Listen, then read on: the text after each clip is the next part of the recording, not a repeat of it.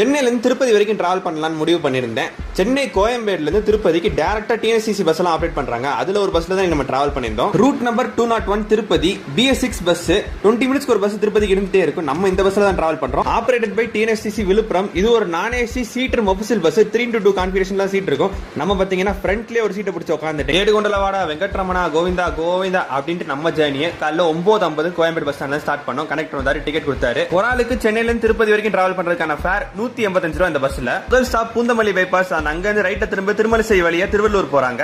ஆவரேஜா speed 70 to 75 km/h maintain பண்ணி போறாங்க. இவங்க எடுத்துக்கிற ரூட் திருவள்ளூர், கனகமாச்சத்திரம், அப்புறம் நம்ம முருகப்பெருமானோட ஆறுபடை வீடுகள்ல ஒன்னான திருத்தணி, அப்படியே தமிழ்நாடு ஆந்திர பிரதேஷ் இன்டர்ஸ்டேட் பார்டர்ல மத்தியானம் 12:20 ஒரு ரெஸ்ட் ஸ்டாப் விட்டாங்க. ஒரு ஜூஸ் வாங்கி குடிச்சிட்டு அப்படியே அசால்ட்டா ஆந்திரால கால் எடுத்து வச்சோம். இங்க இருந்து நகரி புத்தூர் வழியா திருச்சானூர் பைபாஸ்ல இறங்கணுமே திருப்பதி வைப்ஸ் வந்துருச்சு. மத்தியானம் 2 மணிக்கு திருப்பதி பஸ் வந்து ரீச் ஆயிடுச்சு.